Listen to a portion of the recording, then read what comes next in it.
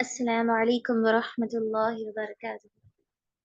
الحمد لله الذي أنزل الكتاب على عبده ليكون للعالمين نذيرا، أما بعد فإن خير الحديث كتاب الله، وخير الهدي هدي محمد صلى الله عليه وسلم، وشر الأمور محدثاتها، وكل محدثة بدعة، وكل بدعة ضلالة، وكل ضلالة في النار. أما بعد فقال الله سبحانه وتعالى في كتابه: أعوذ بالله من الشيطان الرجيم، بسم الله الرحمن الرحيم. إن الله يحب التوابين ويحب المتطهرين. اللهم صل على محمد وعلى آل محمد كما صليت على إبراهيم وعلى آل إبراهيم إنك حميد مجيد. اللهم بارك على محمد وعلى آل محمد كما باركت على إبراهيم وعلى آل إبراهيم إنك حميد مجيد. أما بعد، اللہ سبحانہ و تعالیٰ کا بے انتہا شکر اور احسان ہے جس نے اپنی توفیق اور اپنی ہدایت سے ایک مرتبہ پھر سے ہمیں اس بابرکت اور بارونق مجلس میں جمع فرمایا ہے۔ میں آپ سبھی دینی خواتین کا، آپ سبھی ذمہ داران کا اس بابرکت مجلس میں دل کی تہہ گہرائیوں سے استقبال کرتی ہوں۔ السلام علیکم ورحمۃ اللہ وبرکاتہ۔ اللہ سبحانہ و تعالیٰ سے دعا ہے کہ اللہ تعالیٰ ہمیں اس بابرکت مجلس کے ذریعے سے ہمارے تمام گناہوں کو معاف فرمائے، ہماری خطاؤں کو درگزر فرمائے، اور یہ ہمارے لیے فائدہ مند اور اجر عظیم کا مستحق ثابت ہو انشاءاللہ۔ چلیں، آج کی کلاس جیسے کہ آپ کو معلوم ہے، آپ کو موضوع بتا دیا گیا، وضو اور تیمم کے مسائل اور احکام۔ جیسا کہ گزشتہ ہفتہ ہم نے جانا مکمل طہارت کے مسائل، طہارت کے جتنے بھی مسائل ہیں خواتین سے تعلق رکھنے والے، ان سارے مسائل کو ہم نے جانا۔ طہارت کے مسائل کے فوری بعد وضو اور تیمم کے مسائل، جو طہارت ہی کا ایک اہم حصہ ہے، یہ بھی ایک اہم موضوع ہے، لہٰذا ہم ان کو جانیں گے۔ آج ہم انشاءاللہ وضو اور تیمم کے مسائل پر قرآن عظیم کی آیات اور احادیث صحیحہ کی روشنی میں گفتگو کریں گے انشاءاللہ۔ سبھی سے ادباً گزارش ہے کہ اطمینان سے بیٹھ جائیں، کسی طرح کی بات چیت میسج وغیرہ سے دور رہ جائیں اور اطمینان سے بیٹھیں۔ چلیں، اعوذ باللہ من الشیطان الرجیم، بسم اللہ الرحمن الرحیم۔ جیسا کہ دین اسلام نے، شریعت اسلامیہ نے طہارت کی طرف ہم مسلمانوں کو، ہم بندوں کو بڑی ترغیب دلائی ہے۔ ہر عبادت کا تعلق طہارت سے جڑا ہوا، اس بات کو ہم نے پہلے ہی جانا کہ مثلا نماز، روزہ، اسی طرح حج، عمرہ، نکاح، طلاق، خلا، زندگی کے جتنے بھی اہم مسائل ہیں اور عبادات ہیں، ان سارے مسائل کا تعلق طہارت سے جڑا ہوا ہے باقاعدہ۔ لہٰذا سب سے اہم تعلق، سب سے اہم عبادت، سب سے اہم نیکی جو اللہ سبحانہ و تعالیٰ کے یہاں بڑے ہی قابل قبول، بڑے ہی پسندیدہ ہے، وہ ہے نماز۔ تو نماز کے لیے جو شرط بتائی گئی، ایک اہم نیکی وضو، اس کو ہم جانیں گے، اس پر گفتگو کریں گے، اس لیے کہ نماز زندگی کا ایک اہم حصہ ہے، ہر ہمیشہ پڑھنے والی عبادت ہے، کسی بھی حال میں چھوڑنے والی عبادت نہیں، ہر حال میں پڑھنے والی یہ عبادت، حالت سفر پر ہو، حالت حضر پر ہو، صحت مندی کی حالت میں ہو، بیماری کی حالت میں ہو، حالت جنگ میں ہو، حالت سکون میں ہو، ہر حال میں پڑھی جانے والی یہ نماز، یہ عبادت جو اس قدر اہم قرار پاتی ہے دین اسلام کی نظر میں، تو اس کے لیے جو شرط بتایا گیا وضو، اس پر تو گفتگو کرنا بے انتہا ضروری اور واجب ہے۔ لہٰذا یہی موضوع اسی لیے انتخاب کیا گیا تاکہ آپ وضو کے مسائل اور اس کے کیا احکامات ہیں، اس کی کیا اہمیت ہے دین اسلام میں، اس کے کیا فضائل ہیں، اسی طرح وضو کا بدل جو تیمم ہے، اس کے بھی سارے مسائل کو جاننے، سمجھنے اور ان دونوں مسائل پر عمل کرنے کی بھی کوشش کریں انشاءاللہ۔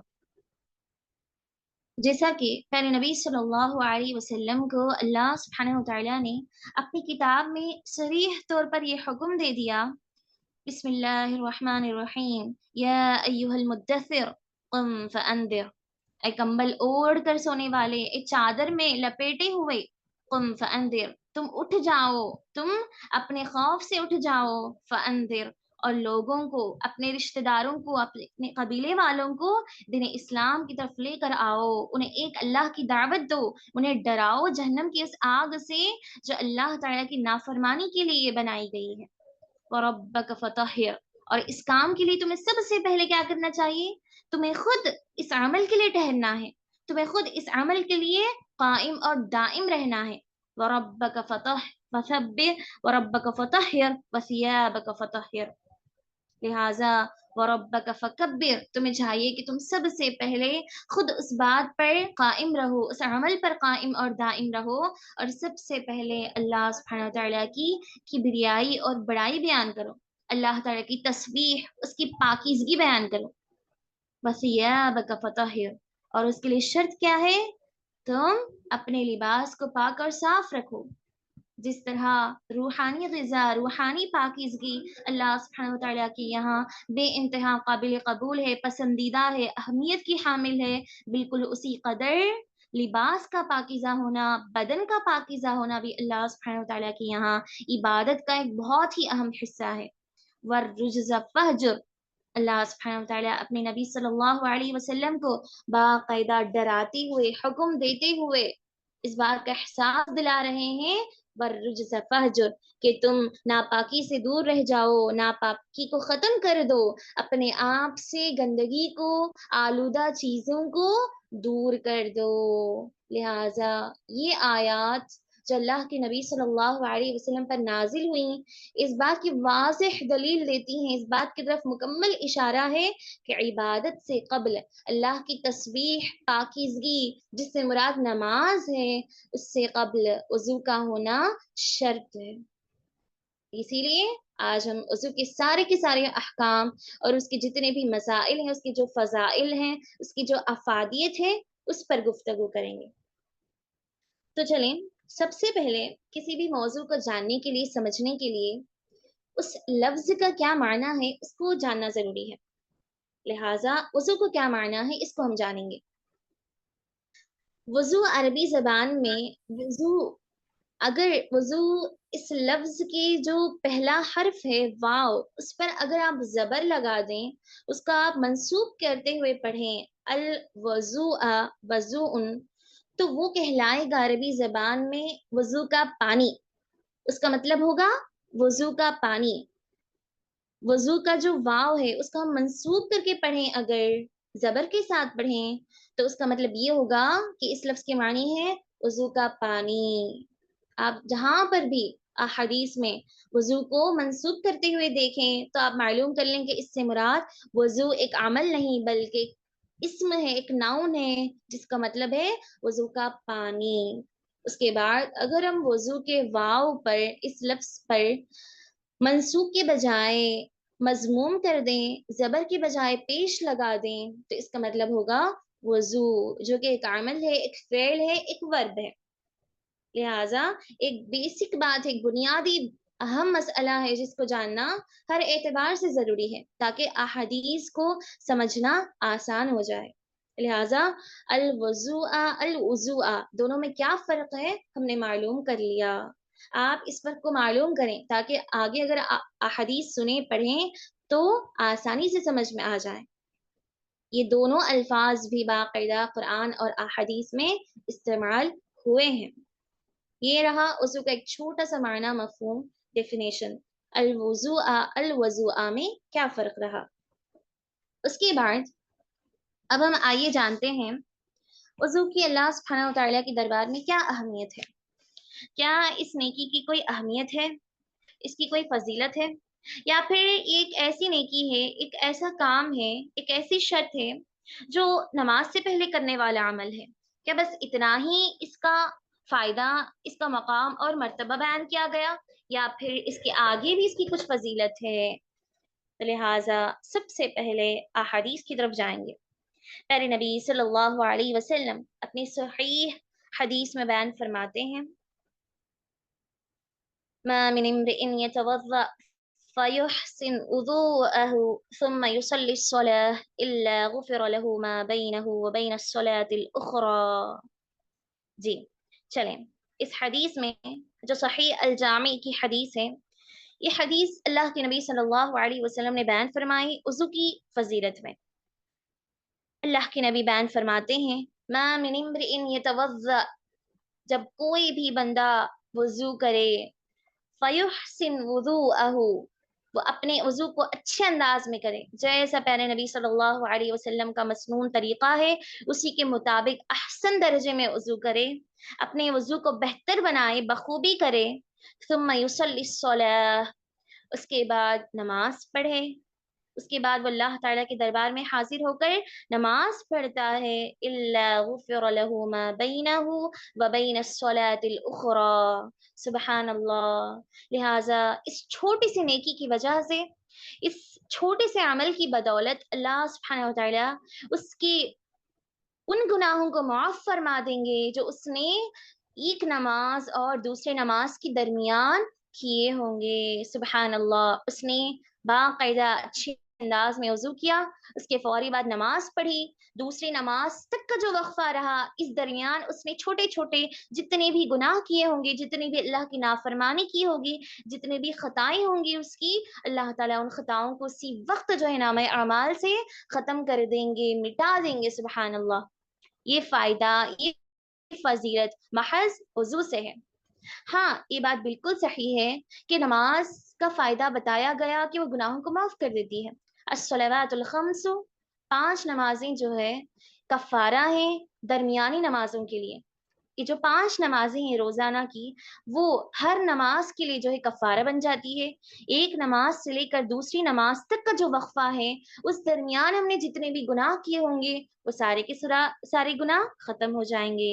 اس کے بعد ہم نے ایک نئی نماز پڑھی، دوسری نماز تک کا جو وقفہ رہا اس تک کے جو بھی گناہ ہیں وہ بھی ختم ہو جائیں گے، بشرطے کہ ہم جو ہے بڑے گناہوں سے اجتناب کریں۔ یہ بات اپنی جگہ صحیح ہے، یہ حدیث بھی ہم نے سنی کہ نماز گناہوں کا کفارہ ہے، لیکن یہ عمل بھی اسی وقت ممکن ہے، یہ فائدہ اور یہ فضیلت بھی اسی وقت حاصل ہو سکتی ہے، یہ اسی وقت ممکن ہے جب ہم باوضو ہوں، جب ہم باوضو ہوں اور ہمارا وضو بھی مسنون ہو، سنت کے مطابق ہو، اور وہ بھی احسن درجے پر ہو، بہترین اور بخوبی انداز میں ہم نے وضو کیا ہو، اس کے بعد اگر ہم نے سنت کے مطابق نماز پڑھی تو اسی وقت یہ فائدہ، یہ فضیلت ہمیں حاصل ہوگی جو حدیث میں بتایا گیا، گناہوں کا کفارہ وضو کے درجات میں بتایا گیا۔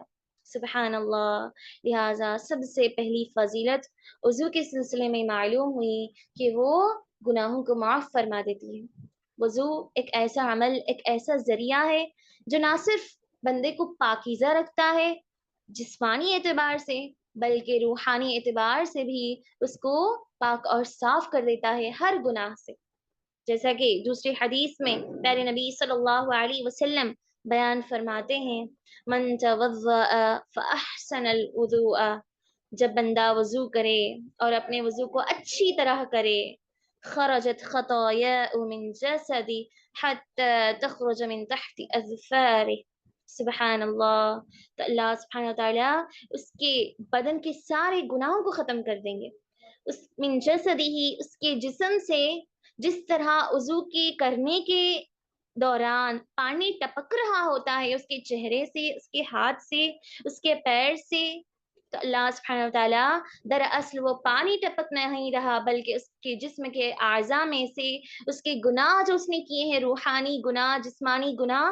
ان سارے کے سارے گناہوں کو اللہ سبحانہ وتعالیٰ اس گندگی کے ذریعے سے، اس پانی کے ذریعے سے ختم کر دیں گے۔ سبحان اللہ، حتی من تحت اظفارہ، یہاں تک کہ جب بندہ اپنی انگلیوں کو بھگائے، اپنی انگلیوں کو تر کرے، من اظفارہ، حتی کہ بندہ اپنے ناخنوں کو بھی تر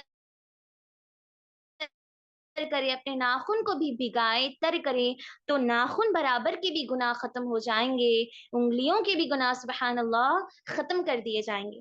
یہ فضیلت ہے وضو کی، سبحان اللہ۔ جسم کے ہر عضو سے بندہ جب وضو کرتا ہے تو لہٰذا گویا اس کے جسم کے چہرے سے، مثلاً چہرے سے، پیر سے، ہاتھوں سے، انگلیوں سے، البتہ ناخن سے بھی اس کے گناہ پاک اور صاف کر دیے جائیں گے جب وہ مکمل جو ہے وضو کرتا ہے، لہٰذا وہ بندہ پاک ہو جاتا ہے ان پانی کے قطرات کے ذریعے سے، ان پانی کے قطرات کے ذریعے سے دراصل اس کے گناہ جھڑ رہے ہیں، دراصل اس کے گناہ جو ہے اس کے جسم سے الگ ہو کر پاک اور صاف ہو رہے ہیں۔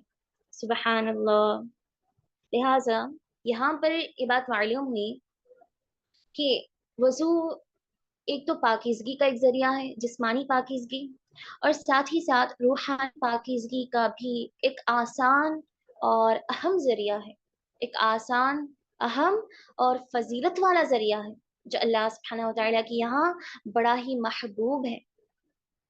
اس کے بعد آئیے اب ایک بات، ایک ایسی اہم بات، ایک ایسا اہم مسئلہ جس کو ہم جانیں گے، جس پر روشنی ڈالنا بھی انتہا ضروری ہے۔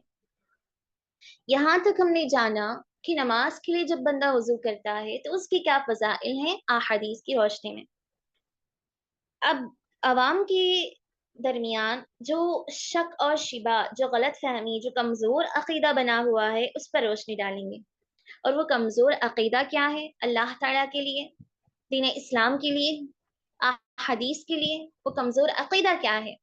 وضو کے سلسلے میں، پاکیزگی کے سلسلے میں، نماز کے سلسلے میں وہ کیا کمزور عقیدہ ہے، وہ کیا جاہلانہ عمل ہے، وہ کیا ہماری جہالت ہے جن کو ہم نے اپنے خیالوں میں بٹھایا ہوا ہے؟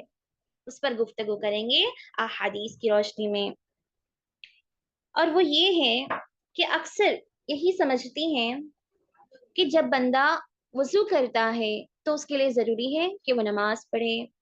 یہ بات احادیث میں بالکل صحیح ہے کہ جب بندہ وضو کرے تو وہ نماز پڑھے باقاعدہ، اس لیے کہ نماز کے لیے وضو کا ہونا شرط ہے۔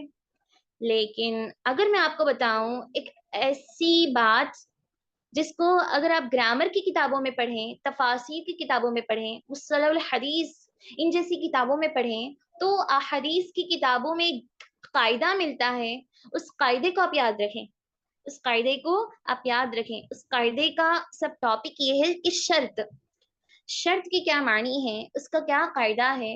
اگر ہم اس کو پڑھیں گے انشاءاللہ تو اس میں آپ یہ قاعدہ پڑھیں گے، اس میں یہ قاعدہ بتایا گیا کہ جب وضو کیا جائے تو اس کے سلسلے میں یہ قاعدہ ہے کہ ہر نماز کے لیے وضو کا ہونا شرط ہے، ہر نماز کے لیے، چاہے وہ نفلی نماز ہو، فرضی نماز ہو، سفر کی نماز ہو، جمعہ کی نماز ہو، چاہے وہ عام نماز ہی کیوں نہ ہو، تہجد کی نماز ہو، جمعہ کی نماز ہو، چاہے وہ کوئی بھی نماز ہو، نماز چاشت ہو، کوئی بھی نماز ہو، ہر نماز کے لیے وضو کا ہونا شرط ہے۔ لیکن ہر وضو کے لیے نماز کا ہونا شرط نہیں ہے۔ قابل غور بات ہے کہ ہر نماز کے لیے وضو کا ہونا تو شرط ہے باقاعدہ، حدیث کے صاف الفاظ ہیں کہ جس نے وضو نہیں کیا اس کی کوئی نماز نہیں، اس کی نماز اگرچہ انہیں حد درجے تک پڑھی ہو، خشوع اور خضوع کے ساتھ پڑھی ہو، سنت کے مطابق پڑھی ہو، اس کی نماز قابل قبول نہیں ہے۔ یہ بات بالکل واضح ہے، اس قاعدے کو آپ یاد رکھیں۔ قابل غور بات ہے کہ ہر نماز کے لیے وضو کا ہونا شرط ہے، لیکن ہر وضو کے لیے نماز کا ہونا شرط نہیں ہے۔ ہر بار جب آپ نماز پڑھنے کا ارادہ کریں تو وضو کا ہونا باقاعدہ شرط ہے، لیکن جب بھی آپ باوضو ہوں، جب بھی آپ وضو کریں تو نماز کا ہونا شرط نہیں ہے۔ لہٰذا یہ حدیث، یہ اسلام کے اعتبار سے یہ بات، یہ نصیحتیں ہمیں اس بات کی طرف اشارہ کرتی ہیں کہ ہمیشہ باوضو ہونا ایک الگ عبادت ہے، ایک مستقل عبادت ہے۔ وضو ایک مستقل عبادت اور نیکی ہے۔ بتانا ہی مقصد ہے، بتانے کا مقصد ہی یہی ہے کہ آپ اس بات کو سمجھیں کہ وضو کوئی ایک ایسا ذریعہ نہیں، کوئی ایک ایسی چیز نہیں کہ جو نماز کے لیے کیا جائے۔ وضو کوئی ایک ایسا عمل نہیں کہ محض نماز کے لیے کیا جائے۔ ہم یہی سمجھتی ہیں کہ وضو ایک وہ کام ہے، وہ نیکی ہے، یا پھر وہ ذریعہ ہے جو نماز سے پہلے کرنا ضروری ہے، جس پر نماز لازم آ جاتی ہے۔ جبکہ اگر ہم احادیث پڑھیں، پیارے نبی صلی اللہ علیہ وسلم کی سیرت، آپ کے صحابہ اور صحابیات کی سیرت کو اگر جانیں تو ہمیں بات معلوم ہوگی کہ وضو جو ہے باقاعدہ ایک مستقل، ایک الگ عبادت ہے، ایک الگ عبادت، ایک الگ مستقل جو ہے نیکی ہے۔ نہ صرف ایک نیکی بلکہ ایک ایسی خاص نیکی ہے جو اللہ سبحانہ وتعالیٰ کے یہاں بڑی ہی محبوب، قابل درجہ رکھنے والی اور فضیلت کی حامل ہے۔ سبحان اللہ. لہٰذا آپ اس غلط فہمی کو دور کر دیں کہ وضو صرف اور صرف نماز کے لیے کیا جائے. وضو بس ایک ذریعہ ہے جو نماز کے لیے کیا جاتا ہے. نہیں، بلکہ وضو ایک الگ ہی عبادت ہے. وضو ایک الگ ہی عبادت ہے، ایک مستقل نیکی ہے. اس کا محض ایک حصہ ایسا ہے جو نماز سے پہلے کیا جاتا ہے. اس کے علاوہ وضو ایک الگ نیکی ہے، مستقل عبادت ہے جس کے بے انتہا فضائل اور مفائد قرآن مجید اور احادیث میں آئے ہیں. چلے ہم انہی فضائل کو جانتے ہیں. اب تک ہم نے جو احادیث پڑھی وہ نماز کے لیے جو وضو کیا جاتا ہے اس کے فضائل کو ہم نے جانا. اب ہم معلوم کریں گے کہ جب بندہ ارادہ رکھتے ہوئے آمدن وضو کرے، نماز کی نیت نہ رکھتے ہوئے باوضو ہو، تو اس کی کیا فضیلت ہے. جب بندہ ہمیشہ باوضو ہوتا ہے، اس نیکی کو ہمیشہ کرتا ہے نماز اور نماز کے علاوہ بھی، تو اس کی کیا فضیلت ہے، اس کی کیا احادیث آئی ہیں، اس پر اب ہم گفتگو کریں گے. چلے آئیے، ایک حدیث ہے، صحیح مسلم کی روایت ہے. پیارے نبی صلی اللہ علیہ وسلم بیان فرماتے ہیں: ما من عبد يتوضأ في ليلة فينام على وضوئه إلا باتت الملائكة. کہ جب بندہ وضو کرتا ہے، باوضو ہوتا ہے، اچھے انداز میں وضو کرے اور اسی حالت میں وہ سو جائے رات کے وقت، إلا باتت الملائكة، یہاں تک کہ فرشتے اس کے پاس حاضر ہو جاتے ہیں. سبحان اللہ. یہاں تک کہ اللہ سبحانہ وتعالیٰ کے نورانی فرشتے اس کے پاس حاضر ہو جاتے ہیں. ما من عبد يبيت على ذكر طاهرة إلا بات الملائكة. سبحان اللہ. جب بندہ اللہ تعالیٰ کا ذکر کرتے ہوئے اللہ سبحانہ وتعالیٰ کی تمام ذکر و اذکار سے فارغ ہو کر اس کے بعد باوضو ہو کر بستر پر آئے اور دائیں جانب پلٹ کر سو جائے، تو فوری اسی وقت جو ہے اللہ سبحانہ وتعالیٰ کے نورانی فرشتے وہاں پر حاضر ہو جاتے ہیں. فی شعارہ ملک، اس کے بستر پر فرشتے حاضر ہو جاتے ہیں اور بندہ راتوں رات جو ہے رات بھر کروٹیں بدلتا ہے، اسے کچھ بھی خیال نہیں. لیکن اللہ کے یہ فرشتے اللہ سبحانہ تعالیٰ کے حکم سے، اس کی رضامندی سے، اللہ تعالیٰ کے نورانی فرشتے اس بندے کے حق میں دعائیں کرتے رہتے ہیں.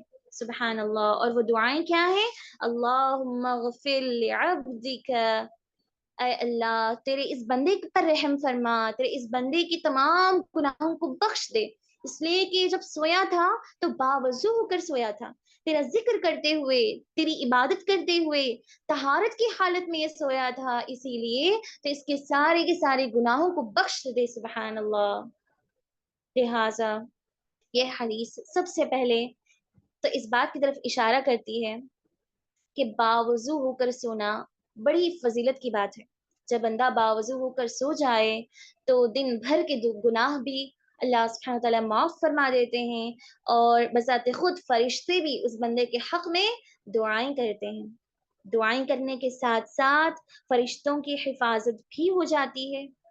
فرشتے اس بندے کی نگرانی بھی کرتے ہیں، حفاظت بھی کرتے ہیں، اس کے لیے بخشش اور مغفرت کی دعائیں بھی کرتے ہیں، اور ساتھ ہی ساتھ سبحان اللہ اس کے تمام گناہ بھی مٹا دیے جائیں گے. اور ہمیں یہ بات معلوم ہونی چاہیے، بڑی اہم بات ہے، کہ فرشتوں کی دعائیں ہرگز بھی اللہ سبحانہ تعالیٰ کے دربار میں کبھی بھی رد نہیں جاتی. فرشتوں کی دعائیں اللہ تعالیٰ کے دربار میں ہمیشہ قابل قبول ہوتی ہیں. اللہ تعالیٰ اپنی محبوب مخلوق کی دعاؤں کو کبھی رد نہیں کرتا، ان کی دعائیں ہمیشہ قابل قبول ہیں، چاہے وہ دعائیں ہوں یا بد دعائیں. لہٰذا ہمیں یہی کوشش کرنی چاہیے کہ ایسے مواقع تلاش کریں جن سے فرشتوں کی دعائیں حاصل ہوتی ہیں، اور ان کی دعائیں بندوں کے حق میں صرف اور صرف مغفرت بخشش کی دعائیں ہوتی ہیں. لہٰذا باوضو ہونے کی سب سے پہلی فضیلت ہے. جب بندہ نہ صرف نماز کے ارادے سے بلکہ نماز کے علاوہ بھی باوضو ہو کر سو جائے تو رات بھر اللہ سبحانہ وتعالیٰ کے فرشتے نہ صرف اس کی حفاظت کریں گے، اس کے نگران رہیں گے، بلکہ اس کے حق میں مغفرت اور بخشش کی دعائیں بھی کرتے رہیں گے. سبحان اللہ. اسی طرح اگر ہم اور آگے بڑھیں کہ احادیث میں باوضو ہونے کی کیا فضیلت بتائی گئی، تو بالکل ایسی ایک حدیث ہے صحیح مسلم کی حدیث پیارے نبی صلی اللہ علیہ وسلم بیان فرماتے ہیں کہ جب بندہ باوضو ہو کر سو جائے الا وجبت له الجنہ، سبحان اللہ، تو جنت اس کے لیے واجب ہو جاتی ہے. اس کے اور جنت کے درمیان کوئی فاصلہ، کوئی رکاوٹ نہیں، کوئی فاصلہ، کسی طرح کی رکاوٹ نہیں. بس اسے موت آ جائے، فوری وہ جنت کا مستحق، جنت کا وارث بن جائے گا. سبحان اللہ. لہٰذا جنت کا حصول ہر کسی کے لیے ہے. جنت کا حاصل کرنا، جنت کی خواہش، یہ دنیا کی سب سے بڑی خواہش ہے. لوگوں کی، بندوں کی، مسلمانوں کی ہر ایک کی سب سے بڑی خواہش یہی ہوا کرتی ہے کہ وہ اللہ سبحانہ وتعالیٰ کا محبوب بندہ بن جائے، اس کے سارے گناہ معاف ہو جائیں اور وہ جنت کا وارث بن جائے، جنت کا حقدار بن جائے، اللہ تعالیٰ کی ساری نعمتوں کا حقدار بن جائے. اسی لیے پیارے نبی صلی اللہ علیہ وسلم نے یہ آسان طریقہ بتایا ہے کہ آپ باوضو رہیں، ہمیشہ باوضو رہیں. جب سو جائیں رات میں تب بھی باوضو ہو کر سو جائیں. سبحان اللہ. ہمارے سارے کے سارے گناہ بھی بخش دیے جائیں گے اور ساتھ ہی ساتھ اللہ سبحانہ وتعالی جنت کے وارث بھی بنا دیں گے. سبحان اللہ. اسی طرح ایک اور حدیث جو اس بات کو ثابت کرے گی کہ وضو کی کیا فضائل ہیں، وضو کی کیا فضیلت ہے. آئیے اب تک ہم نے جانا کہ دنیاوی زندگی میں وضو کی کیا فضائل ہیں. دنیا کی زندگی میں فضیلت یہ ہے کہ اللہ تعالیٰ کی بخشش، اس کی مغفرت حاصل ہوگی. اللہ سبحانہ وتعالیٰ کی نورانی مخلوق ہمارے لیے بخشش کی، مغفرت کی دعائیں کریں گے، ہماری حفاظت اور نگرانی کریں گے. اس کے علاوہ آخرت کی زندگی میں باوضو رہنے کے کیا فضائل ہیں، ان کو اب ہم جانیں گے. صحیح حدیث کی روایت ہے، پیارے نبی صلی اللہ علیہ وسلم بیان فرماتے ہیں ان امتی یأتون یوم القیامہ غرا محجلین من اثر الوضوء. یقیناً قیامت کے دن میری امت کے بعض لوگ ایسے ہوں گے، یقیناً قیامت کے دن میری امت کے بعض لوگ ایسے ہوں گے جو قیامت کے دن اس طرح آئیں گے، غرا محجلین من اثر الوضوء، جن کی پیشانیاں، جن کی جبینیں وضو کے آثار کے سبب چمک رہے ہوں گے، روشن دار ہوں گے. سبحان اللہ. لہٰذا پیارے نبی صلی اللہ علیہ وسلم حدیث میں بیان فرماتے ہیں آگے، اب فمن استطاع منکم، میں نے اس فضیلت کو بیان کر دیا کہ جو بندہ باوضو رہے گا زندگی میں، آخرت کے دن اس کا فائدہ یہ ہے کہ وہ ہمیشہ جو ہے آخرت کی زندگی میں چمکدار رہے گا، روشن دار ہوگا. اللہ سبحانہ وتعالیٰ اس کے چہرے پر ایک نور عطا فرما دیں گے جس کی وجہ سے اس کی پیشانی، اس کا چہرہ، اس کے ہاتھ، اس کے پیر، ہر چیز چمک رہی ہوگی. اس کا ہر عضو جو ہے، جسم کا ہر حصہ جو دنیاوی زندگی میں وضو سے بھیگا ہوا تھا، تر رکھتا تھا وہ اپنے جسم کو، اپنے بدن کو وضو کے آثار کی وجہ سے، لہٰذا وہ اب آخرت کی زندگی میں قیامت کے دن سبھی کے سبھی لوگوں میں اللہ تعالیٰ کے دربار میں روشن دار ہوں گے، چمک رہی ہوں گے باعث. اللہ کے نبی بیان فرمائیں گے میں ان لوگوں کو، میری امت کے ان لوگوں کو ان آثار کی وجہ سے پہچان پاؤں گا، ان کے ان روشنی کی وجہ سے میں انہیں پہچان لوں گا کہ یہ وہ جماعت ہے جو دنیاوی زندگی میں ہمیشہ باوضو ہوا کرتی تھی، اپنے جسم کو بھی پاکیزہ رکھتی تھی اور اپنے روح کو بھی پاکیزہ بنایا کرتی تھی. اس کے بعد اللہ کے نبی بیان فرماتے ہیں فَمَنِ اسْتَطَاعَ مِنْكُمْ أَنْ يُطِيلَ غُرَّتَهُ فَلْيَفْعَلْ. تو اب تم میں سے جو شخص اس چمک کو، اس روشنی کو زیادہ بڑھانا چاہتا ہے، اس روشنی کو، اس چمک کو، اس نور کو قیامت کی زندگی میں مزید بڑھانا چاہتا ہے، اپنے اس نور کو، تو اسے چاہیے کہ وہ ضرور بڑھائے. فَلْيُغَيِّرْ، تو اسے چاہیے کہ وہ ضرور اپنے اس چمک کو بڑھائے. اس کا مطلب یہ ہوا کہ اللہ کے نبی صلی اللہ علیہ وسلم اس بات کی طرف اشارہ کر رہے ہیں کہ میں نے تو باوضو رہنے کی فضیلت بیان فرما دی، اب تم میں سے کوئی شخص اس بات کی اور آرزو رکھتا ہے، اور آرزو مند ہے، مزید خواہش رکھتا ہے کہ اسے اور چمک اور روشنی حاصل ہو، تو اسے چاہیے کہ وہ زیادہ سے زیادہ کثرت کے ساتھ وضو کیا کرے، کثرت کے ساتھ اپنے آپ کو، اپنے بدن کو، اپنے جسم کو پاک اور صاف رکھے، ہمیشہ حالت وضو میں رہے، تو ضرور بضرور یہ فضیلت، یہ فائدہ اسے حاصل ہوگا. سبحان اللہ. لہٰذا نہ صرف آخرت کی زندگی میں بلکہ دنیاوی زندگی میں بھی، دنیا اور اخروی دونوں بھی جگہ اللہ سبحانہ وتعالیٰ ہمیں حالت وضو کے فضائل اور مناقب پر فائز کریں گے انشاءاللہ، جب ہم حالت وضو میں رہیں، جب ہم ہمیشہ باوضو ہوں. سبحان اللہ. اب اس کے بعد آئیے وضو کے فضائل کو ہم نے جانا، وضو کی اہمیت کو ہم نے جانا، دنیا اور آخرت کی زندگی میں اس کے کیا فائدے ہیں ان کو بھی ہم نے جانا، اور یہ بھی ہم نے جانا کہ وضو ایک مستقل عبادت، ایک مستقل نیکی ہے جو اللہ تعالیٰ کے یہاں بڑی ہی محبوب اور پسندیدہ ہے. ان ساری چیزوں کو ہم نے جانا. اب آخری صفت الوضو، وضو کا طریقہ، وضو کا مسنون طریقہ کیا ہے اس کو جانیں گے. صفت کے معنی ہوتے ہیں عربی زبان میں صفت طریقہ، صفتن کے معنی ہیں طریقہ. اس لیے آپ دیکھیں کتابوں میں صفت الصلاۃ، صفت الوضو، صفت التیمم، وضو کا طریقہ، نماز کا طریقہ، تیمم کا طریقہ، اس طرح کے جب آپ ٹاپکس پڑھیں تو آپ معلوم کر لیں کہ صفت کے معنی ہوتے ہیں عربی زبان میں طریقہ، صفت الوضو. چلیے آئیے معلوم کریں گے اب وضو کا مسنون طریقہ کیا ہے. چلیں پیارے نبی صلی اللہ علیہ وسلم کی حدیث متفق علی کی روایت ہے، حدیث کی روشنی میں معلوم کریں گے. وعن عمران مولا عثمان رضی اللہ تعالی عنہ، حمران رضی اللہ عنہ اس حدیث کے راوی ہیں. وہ بیان فرماتے ہیں، حمران رضی اللہ عنہ جو کہ عثمان رضی اللہ تعالی عنہ کے غلام ہیں، وہ بیان فرماتے ہیں اس حدیث کو کہ عثمان رضی اللہ تعالی عنہ کا وضو کے سلسلے میں کیا طریقہ کار رہا. وہ اس روایت کو بیان کر رہے ہیں، ان عثمان دعا بوضوء، یقیناً ایک مرتبہ عثمان رضی اللہ تعالی عنہ نے، میرے مالک نے، میرے آقا نے، بوضوء وضو کا پانی منگوایا. فغسل کفیہ، سب سے پہلے انہوں نے کیا کیا؟ فغسل کفیہ، اپنے دونوں ہتھیلیوں کو دھویا. ثلاث مرات، تین مرتبہ. ثم تمضمض، اس کے بعد کلی کی. واستنشق واستنثر، اس کے بعد ناک میں پانی چڑھایا اور ناک کو اچھی طرح سے صاف کیا، اس کو اچھی طرح سے جھاڑا. ثم غسل وجهه 3 مرات، پھر اس کے بعد 3 مرتبہ اپنے چہرے کو دھویا. ثم غسل يده اليمنى الى المرفق، اس کے بعد اپنے ہاتھ کو دھویا. الى المرفق، کوہنی تک. کتنی مرتبہ؟ 3 مرات، 3 مرتبہ. ثم اليسرى، اس کے بعد بائیں ہاتھ کو دھویا 3 مرتبہ، بالکل اسی طرح. ثم مسح برأسه، اس کے بعد اپنے سر کا مسح کیا. ثم غسل رجله اليمنى الى الكعبين، اس کے بعد اپنے دائیں پیر کو دھویا ٹخنے تک. 3 مرات، 3 مرتبہ. ثم اليسرى مثل ذلك، اس کے بعد بائیں پیر کو بھی ٹخنے تک اسی طرح دھویا، صاف کیا.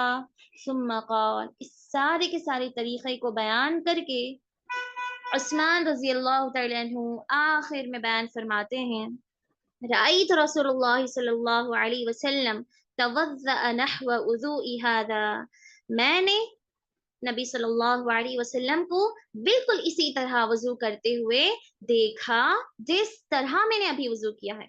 نحو وضوء هذا، جس طرح میں نے ابھی وضو کیا، بالکل اسی طرح میں نے اللہ کے نبی صلی اللہ علیہ وسلم کو وضو کرتے ہوئے دیکھا. یہ رہی متفق علی صحیح بخاری اور صحیح مسلم کی صحیح حدیث، جس میں وضو کا ایک مختصر طریقہ بتایا گیا. اگر ہم اس حدیث پر توجہ دیں تو یہ حدیث مختصر ہے وضو کی صراحت میں، وضو کے طریقہ کار میں. اب ہم مزید احادیث کی روشنی میں مزید تفصیلات معلوم کریں گے.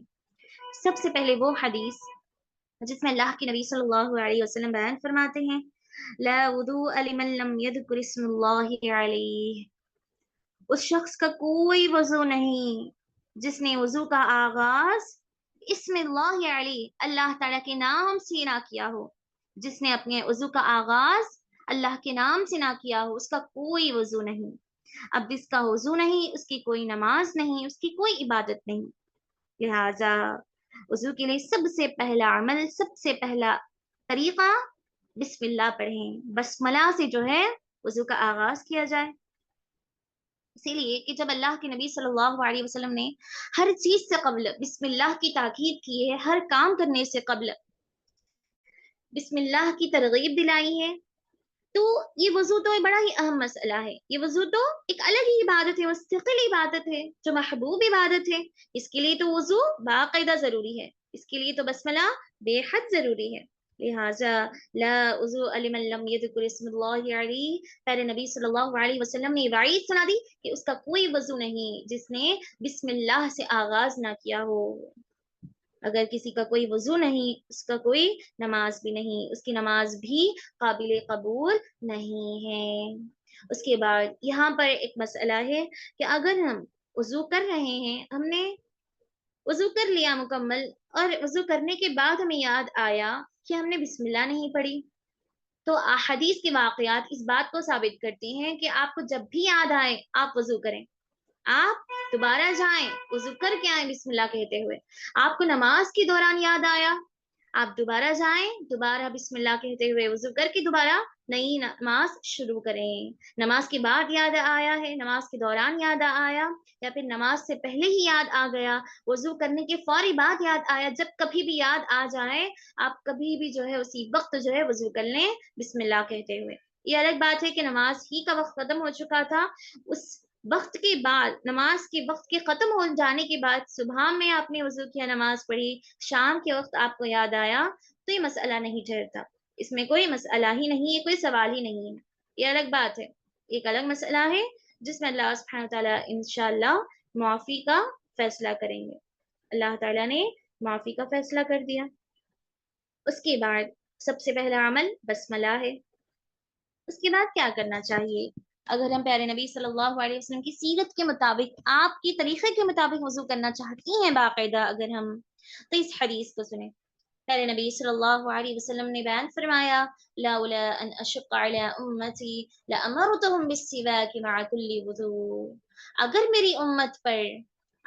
میری امت پر مشقت کا، تکلیف کا اندیشہ نہ ہوتا تو میں انہیں ہر وضو کے ساتھ مسواک کرنے کا حکم دیتا. سبحان اللہ. یعنی اگر مجھے یہ خوف لاحق نہ ہوتا میری امت پر کہ میری امت کو کہیں تکلیف اور مشقت محسوس نہ ہو کہ ہر وضو کے لیے مسواک کیا جائے، اگر انہیں اس عمل میں تکلیف نہ ہوتی تو میں ضرور انہیں ہر وضو سے پہلے، ہر وضو کے ساتھ مسواک کا حکم دیتا. لہٰذا اس حدیث سے معلوم ہوا کہ مسواک ہر وضو کے ساتھ فرض اور واجب نہیں، محض سنت اور مستحب ہے. حالانکہ فرض اور واجب نہیں، اس کے باوجود بھی پیارے نبی صلی اللہ علیہ وسلم نے ہمیشہ ہر وضو کے ساتھ مسواک کی ترغیب دلائی ہے، اور اللہ کے نبی اس عمل کو اپنی پوری زندگی کیا بھی کرتے تھے. اپنی زندگی کی شروعات سے لے کر وفات تک کہ آپ زندگی کے مرحلات کو دیکھیں تو اللہ کے نبی نے اسی عمل کو اپنایا کہ ہر وضو کے ساتھ مسواک ہے، ہر وضو کے ساتھ مسواک. آپ ہمیشہ کریں، ہر وضو کے ساتھ مسواک کریں، یا پھر کبھی کبھار کریں، کم از کم دن میں ایک مرتبہ کریں، کم از کم ہفتے میں ایک مرتبہ کریں، کم از کم صبح صبح روزانہ نماز فجر کے لیے کریں، کم از کم نماز تہجد کے لیے کریں، تاکہ سنت ادا ہو، ضروری اور واجب نہیں. اس کے باوجود بھی سنت کی ادائیگی کے لیے، مسنون طریقے کو اپنانے کے لیے آپ اس طریقے کو اپنا سکتے ہیں انشاءاللہ. لہٰذا یہ اس حدیث سے معلوم ہوا کہ مسواک جو ہے بڑا ہی آسان طریقہ ہے جو ہر وضو کے ساتھ کیا جاتا ہے، پیارے نبی صلی اللہ علیہ وسلم کی سنت تھی. جب بندہ وضو کرے تو سب سے پہلے مسواک کرے، اس کے بعد بسم اللہ کہتے ہوئے اپنا وضو شروع کرے. اور وضو کا طریقہ کار کیا ہے؟ ابھی ہم نے حدیث سے جانا کہ سب سے پہلے اپنے ہاتھوں کو دھوئے. ہاتھوں کو کہاں تک؟ کفن کے معنی ہوتے ہیں ہتھیلی، ہتھیلی کے سارے حصے کو مکمل دھوئے، اپنی کلائیوں تک مکمل جو ہے ہر حصے کو بھگائے. بار بار اس بات کو یاد کرے، اس حدیث کو یاد کرے کہ اس کے یہ اعضاء قیامت کے دن چمکیں گے، روشن دار ہوں گے. اس بات کا خیال کرتے ہوئے وہ بار بار جو ہے اچھے انداز میں، بہترین احسن درجے میں وضو کریں.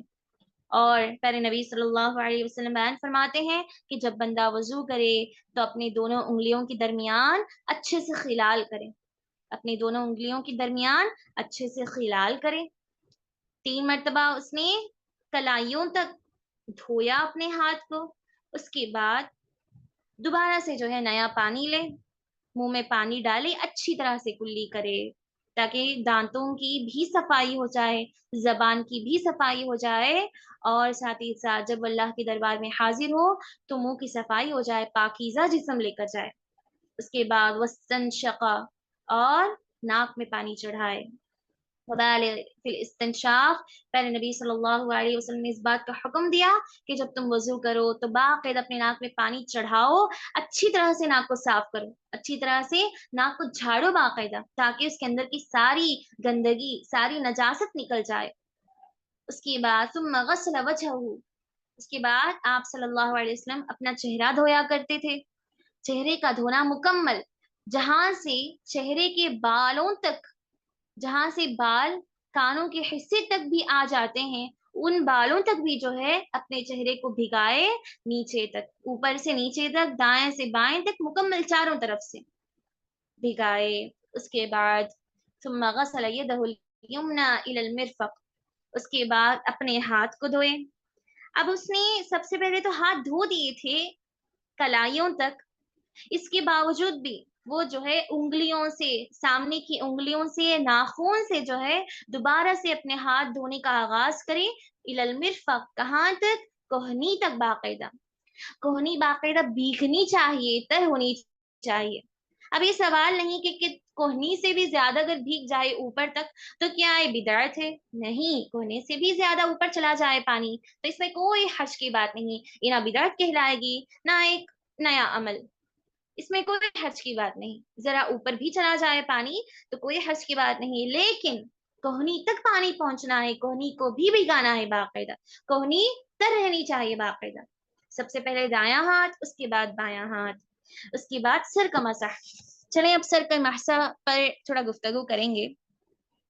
پیارے نبی صلی اللہ علیہ وسلم کی یہ حدیث جو ابو داؤد، نسائی، ترمذی اور کئی ساری احادیث کی کتابوں میں موجود ہے، جس میں بیان فرماتے ہیں علی رضی اللہ تعالیٰ عنہ راوی، وَمَسَحَ بِرَأْسِهِ وَاحِدَةً، سب سے پہلے اسی شک کو دور کر دیں گے، اللہ کے نبی صلی اللہ علیہ وسلم نے اپنے سر کا مسح کیا، واحدہ، ایک مرتبہ۔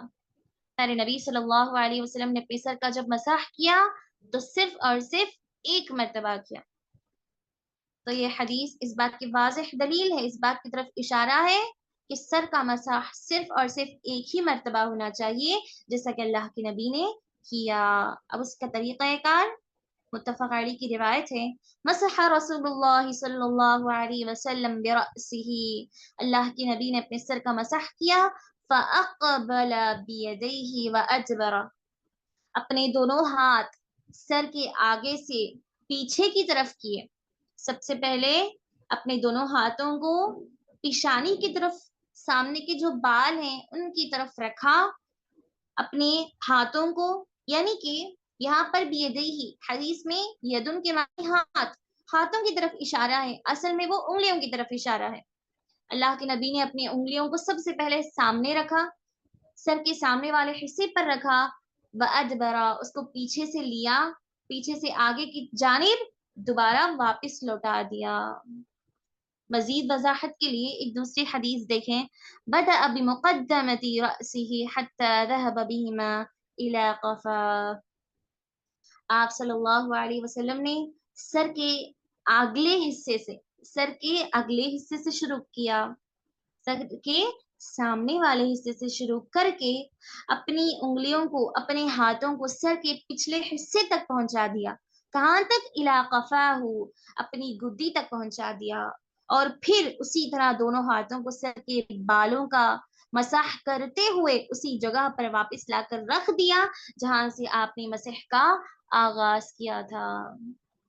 بہت ہی آسان عمل ہے، ہم نے اس حدیث کو پڑھنے میں کم از کم 2 منٹ لگایا، جبکہ اگر ہم مسح کریں سر کا مسح ایک مرتبہ تو ایک ہی سیکنڈ میں جو ہے، ایک وقفے میں، ایک لمحے میں یہ مسح، یہ عمل ختم ہو جائے گا۔ اتنا آسان ہے کہ سامنے سے آپ انگلیاں رکھیں، شروع کریں، درمیان میں کسی طرح کی رکاوٹ کے بغیر، انگلیوں کو نہ ہٹاتے ہوئے جلدی سے جو ہے اس کو پیچھے کی جانب گدی تک پہنچائیں اور دوبارہ واپس جو ہے وہاں پر لا کر رکھ دیں۔ بڑا ہی آسان عمل ہے۔ اور غور کرنے والی بات کیا ہے اس حدیث میں کہ اللہ کے نبی نے مسح کو صرف اور صرف ایک ہی مرتبہ کیا، سر کا مسح ایک ہی مرتبہ کیا، اور نہ صرف ایک چوتھائی حصے کا مسح کیا، اللہ کے نبی نے سر کے مسح کے لیے سر کے کسی خاص حصے کو مخصوص نہیں بنایا، بلکہ پورے سر کا مسح کر لیا۔ اس طرح کی احادیث دیگر احادیث ہمیں نہیں ملتی، صحیح احادیث جو اس بات کو ثابت کریں کہ آپ نے چوتھائی حصے کا مسح کیا یا پھر صرف اور صرف ایک حصے کا مسح کیا، یہ سب واضح نہیں ہے۔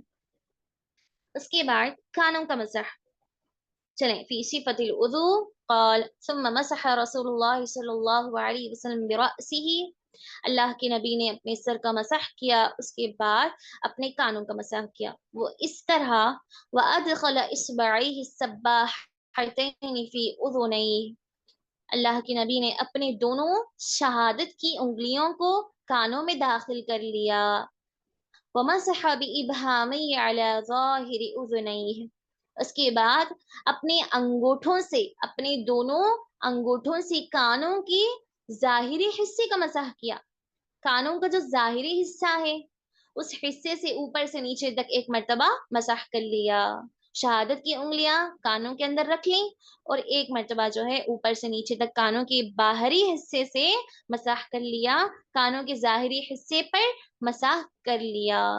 تو گویا جب بھی مسح کا حکم آئے وضو کے سلسلے میں تو مسح سر اور کانوں کے لیے ہے، سر اور کانوں کے لیے مسح کا طریقہ آسان ہے جو احادیث میں بتایا گیا، اور یہ سر اور کانوں کا مسح جو ہے آسان ہے۔ اس کے بعد سر اور کانوں کا مسح ایک دوسرے سے جڑا ہوا ہے، جب سر کا مسح کیا جائے تو اسی وقت فوری جو ہے اسی بھیگے ہوئے ہاتھ سے جو ہے کانوں کا بھی مسح کر لیں۔ دوسری حدیث کے الفاظ ہیں اگر پانی سوکھ جائے آپ کے ہاتھوں کا، آپ نے سر کا مسح کر لیا، تھوڑا سا بھیگا ہوا ہے ہاتھ، اگر آپ چاہتے ہیں کہ نیا پانی لیں اپنے ہاتھوں میں تو ایسا بھی کرنا جائز ہے، نئے پانی سے جو ہے سر کا مسح کرنے کے بعد نئے پانی سے کانوں کا مسح کر سکتے ہیں۔ چلیں اس کے بعد ایک منٹ میں یہاں پر بتانا چاہوں گی کہ آپ کے سوالات جو ہے آپ رکھیں، شروعات سے لے کر آخر تک جتنے بھی سوالات آپ کے آ رہے ہیں آپ رکھیں، ان کو لکھ کر آپ یہاں پر میسج نہ ڈالیں، اس لیے کہ میں بار بار میسج کی طرف دیکھ رہی ہوں اور کنفیوز ہو رہی ہوں۔ آپ سوالات کو رکھیں، آخر میں جوابات دیے جائیں گے انشاءاللہ۔ چلیں کچھ بھی بات نہ کریں آپ سبھی، سبحان اللہ ماشاء اللہ اس طرح کے میسج بھی نہ کریں، مجھے بہت زیادہ کنفیوژن ہو رہا۔ چلیں کانوں کا مسح ہو گیا، سر کا مسح ہو گیا، اس کے بعد آخری حصہ، وضو کا آخری حصہ ہے پیروں کو دھونا۔ پیارے نبی صلی اللہ علیہ وسلم نے ایک حدیث بیان فرمائی، ویل للعقاب من النار، ایڑیوں کے لیے جہنم کی ہلاکت ہے، وہ ایڑیاں جن پر وضو کا پانی نہ پہنچا ہو ان پر جہنم کی لعنت، جہنم کی وعید اللہ کے نبی صلی اللہ علیہ وسلم نے سنائی ہے۔ لہٰذا یہ حدیث اس بات کی طرف صاف اشارہ ہے کہ جب بندہ اپنے پیروں کو دھوئے تو ٹخنے بھیگے ہوں، اس کے ایڑیاں بھیگی رہیں، باقاعدہ سب کچھ بھگائے، جس طرح وہ انگلیوں کے درمیان خلال کر رہا ہے شروعات میں، اسی طرح پیروں کی انگلیوں کا بھی خلال کرے۔ وہ کس طرح؟ علماء کرام بیان فرماتے ہیں پیروں کی انگلیوں کا خلال وضو کے درمیان وہ اس طرح کرے کہ اپنے بائیں جانب کی، اپنے لیفٹ ہینڈ کی جو آخری چھوٹی سی انگلی ہے اس انگلی سے جو ہے دائیں پیر اور بائیں پیر کے درمیان انگلیوں کا خلال کرے۔ سب سے پہلے دائیں پیر کو سب سے آخری حصے سے، جو چھوٹی انگلی ہے دائیں پیر کی سب سے چھوٹی انگلی، اس کے درمیان سے وہاں سے جو ہے خلال کا آغاز کرے، اس طرح رگڑتے ہوئے ہر انگلی کے درمیان سب سے پہلے دائیں پیر کو ختم کر دے، اس کے بعد بائیں پیر کی جانب جو ہے انگلیوں کے درمیان خلال کرے، اور کس سے کرے؟ بائیں ہاتھ کی آخری انگلی سے، لیفٹ ہینڈ کی آخری چھوٹی سی انگلی سے جو ہے دونوں پیروں کے درمیان انگلیوں کا خلال کرے، اور آغاز کہاں سے انگلیوں کا خلال؟ سب سے پہلے دائیں پیر کے سب سے چھوٹی والی انگلی سے آغاز کرے۔ اس بات کو بیان کر کے علماء کرام بیان فرماتے ہیں وہ اس طرح آخری انگلی، چھوٹی انگلی پیارے نبی صلی اللہ علیہ وسلم کی احادیث سے ہم نے یہ جانا، ہم نے یہ سمجھا، اور اسی انگلی کا ہم نے اسی لیے انتخاب کیا وضو کے خلال کے لیے پیروں کے، کیونکہ عائشہ رضی اللہ عنہا کی ایک حدیث جس میں اللہ کی نبی صلی اللہ علیہ وسلم بیان فرماتے ہیں کہ جب بندہ استنجا سے فارغ ہو، واش روم وغیرہ سے فارغ ہو، تو اسے چاہیے کہ وہ بائیں ہاتھ سے جو ہے اپنے اس حصے کو صاف کرے۔ لہٰذا علماء کرام اسی حدیث کو دلیل لیتے ہوئے بیان فرماتے ہیں کہ اس خلال کو بھی دائیں ہاتھ کی آخری چھوٹی انگلی سے جو ہے خلال کرے باقاعدہ۔ لہٰذا ہم نے یہ بھی معلوم کیا کہ جس طرح ہاتھوں کا خلال شروعات میں ضروری ہے، وضو کے آخر میں جو ہے پیروں کے خلال میں بھی جو ہے نصیحت اللہ کے نبی صلی اللہ علیہ وسلم ہمیں دیتے ہیں۔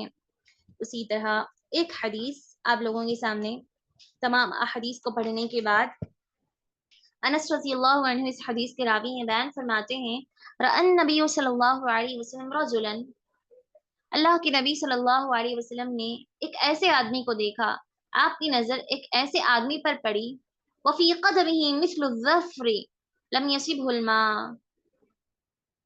آپ صلی اللہ علیہ وسلم کی نظر ایک ایسے شخص پر پڑی جس کے پاؤں کی ناخن برابر جگہ پر پانی نہیں پہنچا تھا، جس کے پاؤں کا ایک حصہ سوکھا، اس قدر سوکھا تھا کہ محض چھوٹا سا ناخون برابر حصہ سوکھا، لم یصبہ الماء، جس پر پانی نہیں پہنچا تھا، فقال ارجع فاحسن وضوءک، اللہ کے نبی نے کیا کیا، اسے حکم دیا کہ تم واپس جاؤ اور دوبارہ اچھی طریقے سے وضو کر کے آؤ۔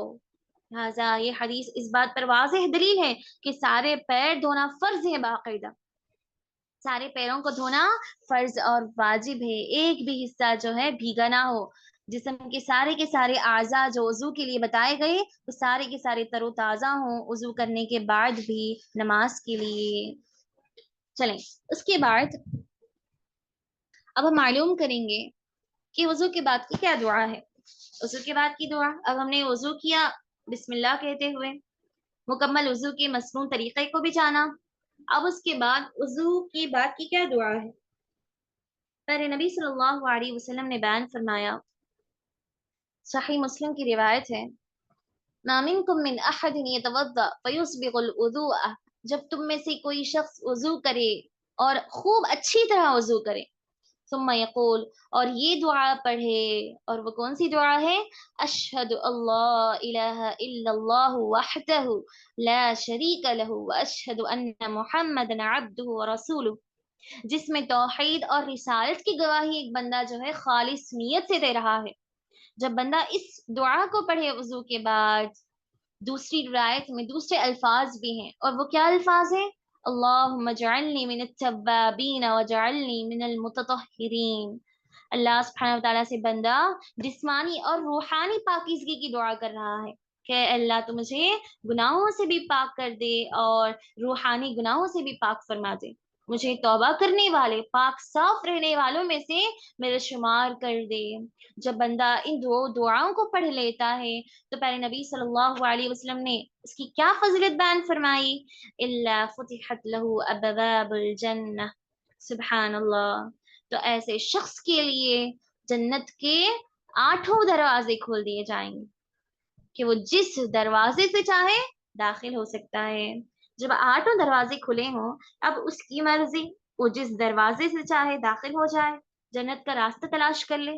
سبحان اللہ، یہ فضیلت، یہ خوش نصیبی اس وقت حاصل ہوگی جب ہم اس آسان نیکی کو کریں گے۔ وہ آسان نیکی کیا ہے کہ آپ وضو کریں سنت کے مطابق، اس کے بعد ایک چھوٹی سی آسان سی دعا پڑھیں۔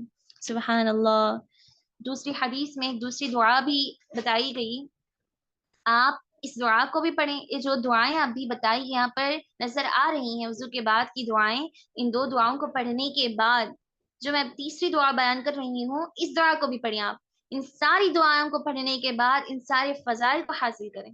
اور وہ کیا دعا ہے، جو شخص وضو کے بعد یہ دعا پڑھ لے، اور وہ دعا سبحانک اللہم وبحمدک اشہد اللہ الہ الا انت استغفرک واتوب الیک، جس دعا میں بندہ اپنے آپ کو کمزور ثابت کر رہا ہے، اللہ سبحانہ وتعالیٰ کی پاکیزگی بیان کر رہا ہے، وضو کے فوری بعد اللہ کی पाकीज़गी, अल्लाह की हम्द व सना बयान कर रहा है, अस्तगफिरुका व अतूबु इलैक, और ये बता रहा है अल्लाह को कि मैं तेरी ही तरफ पलटने वाला हूँ, तेरी ही तरफ मैं रुजू कर रहा हूँ, मैं तेरी ही तरफ जो है अपने गुनाहों को पेश कर रहा हूँ। जब बंदा ये दुआ पढ़ लेता है तो प्यारे नबी सल्लल्लाहु अलैहि वसल्लम ने खुशखबरी सुनाई, कुतिबा फी रिक़्ही, तो अल्लाह सुब्हानहू व तआला उसके उस नेकी पर मोहर लगा देते हैं।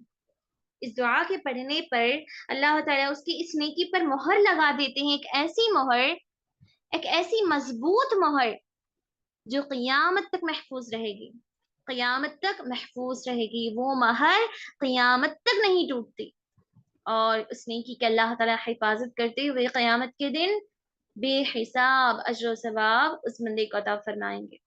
लिहाजा ना सिर्फ वुजू के फजाइल हैं दुनिया और आखिरत में, बल्कि उसके बाद पढ़ी जाने वाली दुआओं के भी फजाइल प्यारे नबी सल्लल्लाहु अलैहि वसल्लम ने, शरीयत इस्लामिया ने बयान फरमाए हैं। अब यहाँ तक रहे वुजू के मसाइल और अहकाम, वुजू के मसाइल और अहकाम, और वो भी बड़े मुख्तसर हमने जाना। अगर मजीद आगे बढ़ें तो और भी बेहिसाब मसाइल हैं। एक मसला है कि क्या वुजू के दौरान जिस्म के आज़ा को 3-3 मरतबा धोना जरूरी है, क्या 1 या 2 मरतबा भी धोया जा सकता है? चलें, अब अहकाम को मालूम करने के बाद मसाइल पर गुफ्तगू करेंगे थोड़ी देर। वुजू के जितने भी मसाइल हैं उनको मालूम करेंगे। चलें, इसलिए कि तयम्मुम पर इन मसाइल पर गुफ्तगू करने के लिए वक्त नहीं है हमारे पास। तयम्मुम का भी हमारा करने का इरादा था। चलें, अगर वक्त मिले तो जरूर सबसे पहले वजू ही को मुकम्मल कर लेंगे। मैं बताऊंगी वजू के जितने भी मसाइल हैं, उसके बाद अगर आपके सवालात हों तो आप आगे बढ़ें। चलें, चंद एक मसाइल, वो मसाइल जिनके सिलसिले में आप शक में हो, आपको सवालात आ सकते हो, उनको मैं पहले से ही जो है वाज़ेह कर दूंगी। चलें, एक मसला ये भी हो सकता है आपके लिए, एक सवाल ये भी हो सकता है कि क्या वजू के दौरान हर हिस्से को 3-3 मरतबा धोना वाजिब है, या 1 मरतबा भी धोया जा सकता है? तो इस सिलसिले में अहादीस इस बात की तरफ इशारा करती हैं कि प्यारे नबी सल्लल्लाहु अलैहि वसल्लम ने अपनी जिंदगी में कई एक मरतबा अपने जिस्म के आज़ा को वजू के दौरान 1 मरतबा भी धोया, जैसे कि हदीस के अल्फाज हैं मर्रतन मर्रतन, एक एक मरतबा भी आपने वजू के आज़ा को धोकर वजू बनाया। मर्रतैन मर्रतैन, 2-2 मरतबा भी आज़ाए वजू को धोए हैं। और सलास मर्रात, 3-3 मरतबा भी अल्लाह के नबी सल्लल्लाहु अलैहि वसल्लम ने आज़ाए वजू को धोए हैं।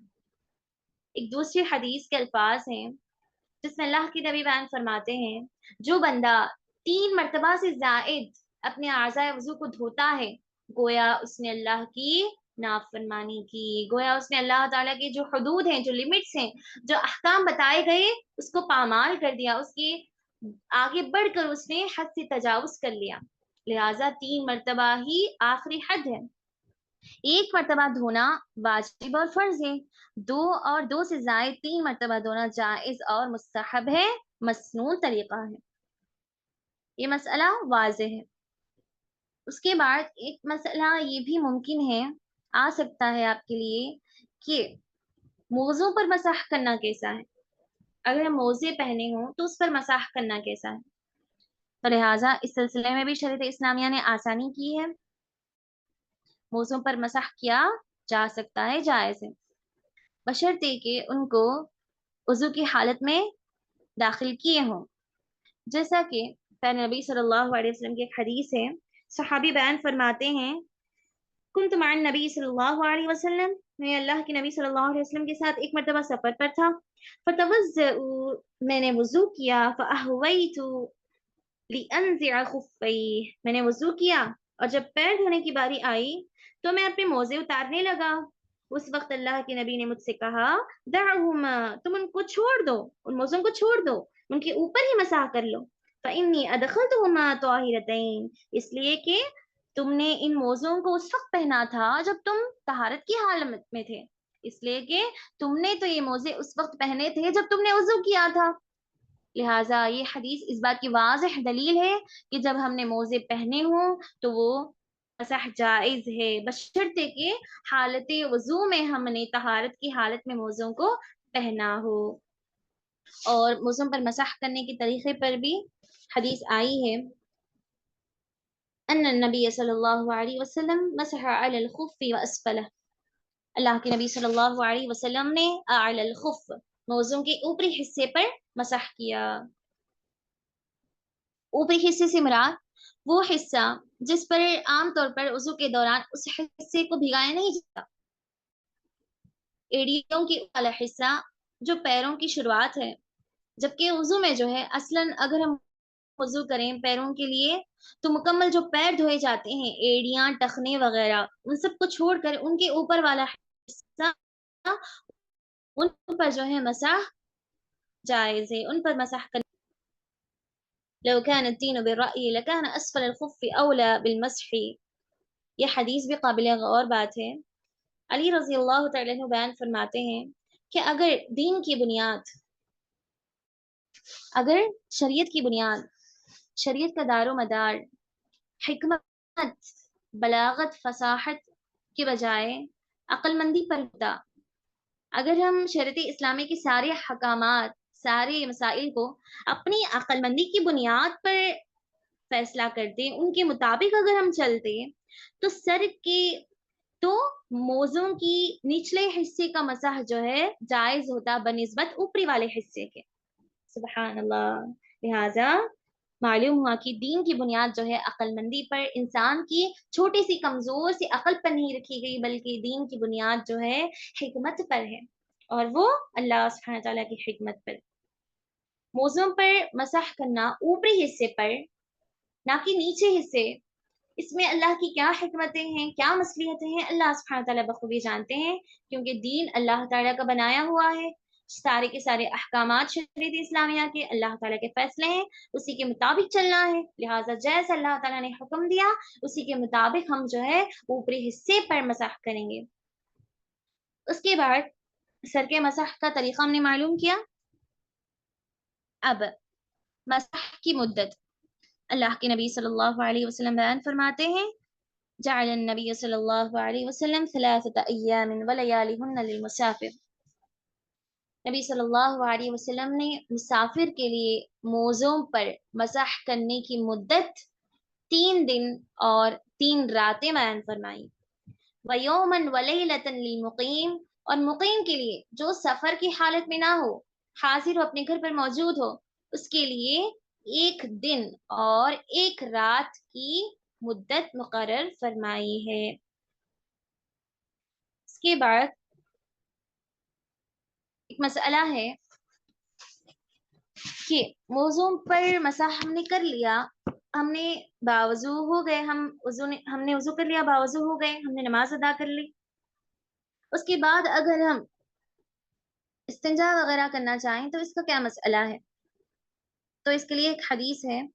اس کی دلیل کے لیے صفوان بن عسال رضی اللہ تعالی عنہ اس حدیث کے راوی ہیں، بیان فرماتے ہیں كان النبي صلی اللہ علیہ وسلم يأمرنا اذا كنا سفرا الا ننزع خفافنا 3 ایام ولياليهن. اللہ کے نبی صلی اللہ علیہ وسلم ہم صحابہ کو اس بات کا حکم دیا کرتے تھے جب ہم سفر کی حالت میں ہوں کہ اے میرے صحابہ، اب تم سفر پر ہو، 3 دن اور 3 راتیں موزے نہ اتاریں. 3 دن اور 3 راتوں کی تمہارے لیے، مسافروں کے لیے رخصت دی گئی ہے، تو موزے نہ نکالو الا من جنابہ، سوائے حالت جنابت میں. سوائے حالت جنابت میں. حالت جنابت میں چاہیے کہ موزے نکالیں. اگر وہ نکالے بھی نہیں، اسی طرح وہ اس عمل سے، اس حالت سے فارغ ہو جائے، اس کام سے، تو اس کا وضو وہیں ٹوٹ جائے گا. جب وضو ٹوٹ گیا تو موزوں پر مسح کی جو مدت ہے، اگرچہ 3 دن اور 3 راتیں ختم نہیں ہوئیں، اس کے باوجود بھی جو ہے وہ مدت وہیں پر جو ہے ختم کر دی جائے گی. یہ بات واضح رہے کہ جب حالت جنابت آ جائے تو اس وقت موزوں پر مسح کرنے کا جو حکم ہے وہ اسی وقت ختم ہو جائے گا. پھر دوبارہ سے نیا وضو کرنا ہے، اس کے بعد نئی مدت جو ہے 3 دن اور 3 راتوں کی مقرر کرنی ہوگی. وَلَكِن مِّن غَائِطٍ وَبَوْلٍ وَنَوْمٍ. موزوں پر مسح اس وقت تک کیا جا سکتا ہے جب تک کہ ہماری مدت مقرر ہے، جب تک کہ ہماری مدت 3 دن اور 3 راتوں کی یا پھر مقیم کے لیے 1 دن اور 1 رات کی جب تک مقرر مدت ہمارے پاس ہے اس وقت تک جو ہے ہم موضوع پر مسح کر سکتے ہیں. اگرچہ ہم مسح کرنے سے پہلے وضو کرنے سے قبل استنجا سے فارغ ہو رہے ہوں، نیند سے فارغ ہو رہے ہوں، نیند، استنجا، اس ساری کی ساری چیزیں جو ہے موضوع پر مسح کی جو مدت ہے اس کو ختم نہیں کر دیں، صرف اور صرف حالت جنابت ہی اس مدت کو ختم کر دیتی ہے، یہ حکم کو ساخط کر دیتی ہے. چلیں اس کے بعد ایک مسئلہ یہ آتا ہے کہ وضو کو توڑنے والی کیا چیزیں ہیں، نواقض وضو جن کو کہا جاتا ہے، نواقض وضو، وضو کو توڑنے والی چیزوں کا بیان. اب ہم مختصر ان کو جانیں گے، وقت کی قلت ہے، جلدی جلدی سے سنیں. وضو کو توڑنے والی وہ کون سی چیزیں ہیں احادیث کی روشنی میں جانیں گے. سب سے پہلے نیند. کس طرح کی نیند؟ ہلکی نیند، گہرائی والی نیند. تفصیل کے ساتھ اس حدیث کو سنیں. آپ پہلے نبی صلی اللہ علیہ وسلم کے صحابہ بتاتے ہیں كان اصحاب رسول الله صلی اللہ علیہ وسلم على عهده ينتظرون العشاء. پہلے نبی صلی اللہ علیہ وسلم کے زمانے میں آپ کے عہد میں آپ کے صحابہ نماز عشاء کے لیے انتظار میں جو ہے بیٹھ جایا کرتے تھے مسجد میں. حتی تخفق رؤوسهم، یہاں تک کہ ان کی گردنیں، ان کے سر جھک جاتی تھیں. ثم یصلون ولا یتوضؤون، اور جب اللہ کے نبی واپس آتے نماز کے لیے تو فوری صحابہ اٹھ جاتے، نماز پڑھ لیتے، ولا یتوضؤون، اور وضو نہ کرتے دوبارہ نئے سرے سے. تو یہ حدیث اس بات کی طرف اشارہ کرتی ہے کہ جب بندہ باوضو ہو اس درمیان اسے ہلکی سی نیند آ جائے، ایسی نیند جس میں سے معلوم ہو رہا ہے کہ میں مکمل نیند میں نہیں ہوں، جس میں اسے اس بات کا احساس ہے کہ میں کہاں ہوں، اب مجھے نماز کے لیے کھڑے ہونا ہے، میں نماز کے انتظار میں ہوں، ساری کی ساری باتیں اسے سنائی دے رہی ہیں، وہ ہوش و آواز میں ہے، اسے مکمل سب کچھ معلوم ہے، وہ یاد میں ہے، خیالات میں ہے وہ باقاعدہ، بس تھوڑی سی ہلکی سی نیند میں ہے، تھوڑی سی اپنے سر کو جھکائے ہوئے ہے، ٹیک لگائے بغیر، تو اس وقت جو ہے اس کا وضو نہیں ٹوٹتا. مکمل سو جائے، استجاعن، ٹیک لگا کر باقاعدہ پہلو کے بل لیٹ کر اچھے انداز میں سو کر اٹھے، اسے کچھ یاد بھی نہیں رہا یا پھر اس کے دماغ میں یہ خیال بھی نہیں ہے کہ شاید میرا وضو ٹوٹ گیا ہو، شاید وضو ٹوٹا ہے یا بھی نہیں، اسے شک ہو اس بات کا، اگر ایسی چیزیں واقعی ہو رہی ہوں تو اسی وقت جو ہے اس کا وضو ٹوٹ جائے گا. اس کے بعد وضو کو توڑنے والی پہلی چیز نیند کا غلبہ. آپ اگر نوٹ کرنا چاہیں تو نوٹ کر لیں کہ گہری نیند، جب تک انسان گہری نیند میں نہ ہو تو اس وقت اس کا وضو نہیں ٹوٹتا. اگر وہ گہری نیند میں چلا جائے، اگرچہ بیٹھا ہوا ہو، اگرچہ لیٹ کر سو رہا ہو، جب تک وہ گہری نیند میں نہ جائے اس وقت تک اس کا وضو نہیں ٹوٹتا. جب گہری نیند کا غلبہ آ جائے تو اسی وقت اس کا وضو ٹوٹ جائے گا. اس لیے کہ پہلے نبی صلی اللہ علیہ وسلم بیان فرماتے ہیں حدیث میں العین بکاء السہو، نیند جو ہے آنکھوں کا بند ہونا، آنکھوں کا بند ہونا جو ہے، نیند جو ہے جسم کے اعضاء کے کھلنے کا ایک بندھن ہے. جب بندہ سو جائے، نیند کا غلبہ اور جب اس پر آ جائے تو یہ اس بات کی طرف اشارہ ہے، تو یہ ممکن ہے کہ اس کے جسم کے اعضاء ڈھیلے پڑ جائیں. العین وکاء السہو، اسی لیے اللہ کے نبی نے حدیث میں بیان فرمایا جب بندے پر نیند کا غلبہ آ جائے تو یہ بندھن ڈھیلے ہو جانے کا ایک ذریعہ ہے، اس کے جسم کے اعضاء ڈھیلے پڑ سکتے ہیں، اور جب ڈھیلے پڑ جائیں، کمزور ہو جائیں، ڈھیلے ہو جائیں تو یہ ممکن ہے کہ ضرور بضرور اس کے پیٹ سے کچھ نکلے اور اس کا وضو ٹوٹ جائے، وہ بے وضو ہو جائے. اس بات کی زیادہ امکانات ہیں، لہٰذا گہری نیند جو ہے، گہری نیند کا نواقض وضو میں شامل ہے، وضو کو توڑنے والی چیزوں میں شامل ہے. اس کے بعد ایک مسئلہ ہے المزی. مزی کس کو ہے؟ منی، مزی اور ودی، ان تین چیزوں میں جو فرق ہے، مجھے امید ہے کہ آپ ان تین چیزوں میں فرق معلوم کر رہی ہیں، آپ کو معلوم ہے انشاءاللہ۔ چلیں اب حدیث میں جائیں گے تفصیلات کے بغیر۔ علی رضی اللہ عنہ اس حدیث کے راوی ہیں، وہ خود بیان فرماتے ہیں، کنت رجلا مذاء، میں ایک ایسا آدمی ہوں، میں ایک ایسا شخص ہوں جسے کثرت سے مزی خارج ہونے کا مرض ہے، یعنی کہ مجھے کثرت کے ساتھ مزی خارج ہوتی ہے، مجھے یہ کمزوری ہے، میرے جسم میں ایک کمزوری ہے۔ فَأَمَرْتُ الْمِقْدَادَ أَنْ يَسْأَلَ النَّبِيَّ صلی اللہ علیہ وسلم، تو میں نے اپنے ایک ساتھی مقداد رضی اللہ عنہ کو اس بات کی طرف حکم دیا، انہیں اس بات کی طرف یافت فرمایا کہ آپ جائیں اے مقداد اور میری طرف سے اللہ کے نبی کے دربار میں حاضر ہو کر یہ سوال پوچھ کر آئیں کہ کیا مزی کے خارج ہونے سے وضو ٹوٹے گا یا نہیں، کیا یہ نواقض وضو میں شامل ہے یا نہیں۔ اس لیے کہ ظاہر سی بات ہے، اس کا سبب یہی تھا کہ پیارے نبی صلی اللہ علیہ وسلم کی صاحب زادی فاطمہ رضی اللہ عنہا علی رضی اللہ تعالی عنہ کی زوجیت میں تھی، اسی لیے انہیں شرم و حیا محسوس ہو رہی تھی داماد کو کہ وہ اپنے سسر کے پاس جائیں اور ایسے سوالات کریں، اس لیے کہ ان کی بیٹی ان کی زوجیت میں تھی، تو اپنے ساتھی کو بھیجتے ہیں۔ جب اللہ کے نبی سے سوال ہوا تو اللہ کے نبی نے جواب دیا فیل ادو، جب ایسی حالت پیش آ جائے تو اس پر وضو واجب ہے، ایسی حالت میں وضو واجب ہے، غسل واجب نہیں۔ جب مزید خارج ہو، محض مزید سے جو ہے وضو، غسل واجب نہیں، محض وضو واجب ہے۔ فیہ الوضو، اللہ کے نبی صلی اللہ علیہ وسلم نے مزی کے خارج ہونے سے وضو کو فرض قرار دیا، غسل فرض نہیں ہے۔ تو معلوم ہوا کہ مزی جو ہے نواقض وضو میں شامل ہے، وضو کو توڑنے والی چیزوں میں شامل ہے۔ اب یہاں پر ایک اور مسئلہ کہ وضو کو توڑنے والی چیزوں میں ہم نے پڑھا کہ مزی بھی شامل ہے۔ مزی سے مراد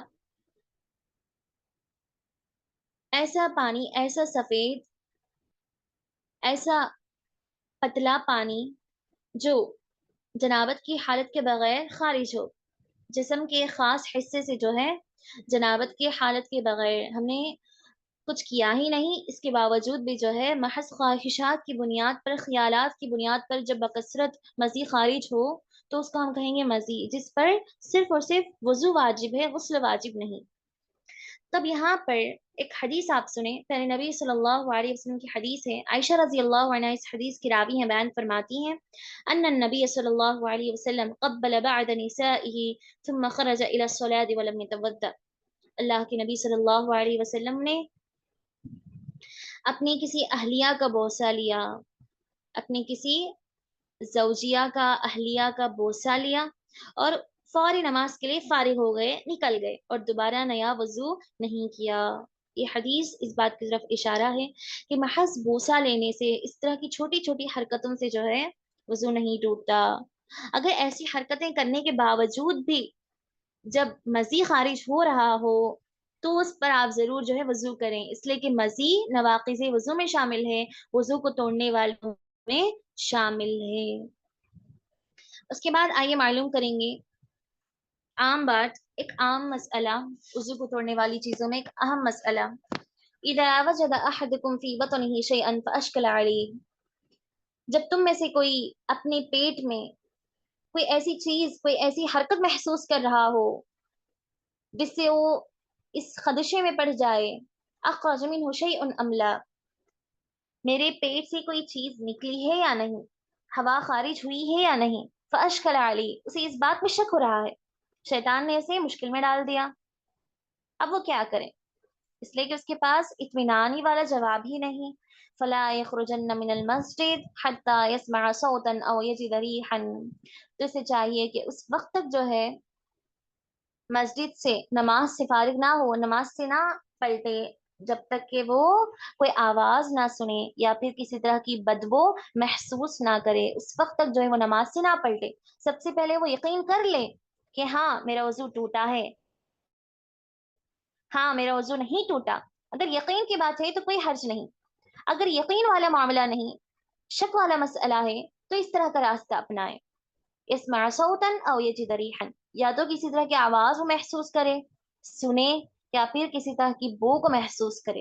ایک طریقہ بتایا گیا نواقض وضو میں جاننے کے لیے۔ اس کے بعد ایک مسئلہ ہے کہ کیا اپنی شرمگاہ کو چھونے سے وضو ٹوٹتا ہے یا نہیں۔ اس سلسلے میں دیکھیں دو احادیث ہیں، ایک حدیث جس میں اللہ کے نبی صلی اللہ علیہ وسلم سے ایک شخص نے آ کر سوال کیا کہ اللہ کے نبی، میں نے میرے فلاں حصے کو ہاتھ لگایا، کیا اس سے میرا وضو ٹوٹ جائے گا، کیا مجھے نئے سرے سے وضو کرنا ہے؟ تو اللہ کے نبی نے اس وقت کیا جواب دیا؟ لا، نہیں، انما هو بضعۃ منک، نہیں، اس پر وضو واجب نہیں، نئے سرے سے وضو کرنے کی ضرورت نہیں، اس لیے کہ محض تمہارے جسم کا ایک حصہ ہے، جس طرح تمہارے جسم کے کئی سارے حصے ہیں، کئی سارے اعضاء ہیں، یہ بھی تمہارے جسم کا ایک ٹکڑا ہے، ایک حصہ ہے، جس پر وضو کرنے کی ضرورت نہیں، واجب نہیں ہے۔ اس کے بعد آپ ایک حدیث سنیں، دوسری حدیث صحیح ترمذی کی حدیث ہے، اللہ کے نبی بیان فرماتے ہیں من مس ذکرہ فلیتوضأ، جس نے اپنی شرمگاہ کو ہاتھ لگایا اس سے چاہیے کہ وہ وضو کرے، اس لیے کہ اس کا وضو ٹوٹ جائے گا۔ تو یہاں پر دو احادیث ہیں، ایک حدیث میں تو اللہ کے نبی نے کہہ دیا کہ وضو واجب نہیں، ایک حدیث میں فوری حکم دے دیا کہ جس نے چھوا، ہاتھ لگایا، اسے فوری جو ہے دوبارہ نئے سرے سے وضو کرنا ہے۔ تو اس پر آپ میں سے کوئی جواب دیں گی دونوں احادیث کی مشابہت کرتے ہوئے؟ دیکھیں اکثر احادیث، اگر ہم احادیث کی کتابوں کو پڑھیں، دو تین احادیث ایسی ہوتی ہیں جو ایک دوسرے سے مختلف ہوتی ہیں، ایک مسئلہ ہے جس پر کسی بات پر کسی حدیث میں ہاں کہا گیا اور دوسری حدیث میں اسی مسئلے پر جو ہے نہ کہا گیا، حالانکہ دو احادیث بھی سند کے اعتبار سے صحیح ہیں، ضعیف بھی نہیں ہیں، سند کے اعتبار سے، متن کے اعتبار سے، ہر اعتبار سے صحیح ہیں، ضعیف بھی نہیں ہیں، تو ان دونوں احادیث کو کیسے جوڑا جائے؟ یہ بھی ایک فن ہے، یہ بھی ایک مہارت ہے۔ احادیث کی کتابیں اگر ہم پڑھیں تو ہمیں بڑا مزہ آئے گا کہ دونوں مختلف احادیث کو جو بظاہر اختلاف میں ہیں لیکن جن کا حل آسان ہے، جن میں مشابہت، جن میں ہم جو ہے مشابہت پیدا کر سکتی ہیں، تعلق پیدا کر سکتی ہیں دونوں احادیث میں، دونوں احادیث کو ملا سکتی ہیں، ایسی احادیث جو ہے بڑی مزیدار ہوتی ہیں، جن کو جوڑنا بڑا آسان ہے۔ آپ بتائیں اس کا جواب کیا ہے؟ کہ اللہ کے نبی نے کہ حدیث میں نئے سرے سے وضو کرنے کو بالکل منع ہی کر دیا کہ اس کی ضرورت ہی نہیں ہے، یہ تمہارے جسم کا ایک حصہ ہے، باقاعدہ ایک حدیث میں باقاعدہ حکم دے دیا، دوسری حدیث میں من مس ذکرہ فلیتوضأ، جس نے ہاتھ لگایا اسے چاہیے کہ وہ دوبارہ نئے سرے سے وضو کر کے آئے۔ جی کوئی مشابہت کریں؟ جی میسیجز وغیرہ نہ کریں، جلدی جلدی سے بولیں، سب اپنے رائے مشورے۔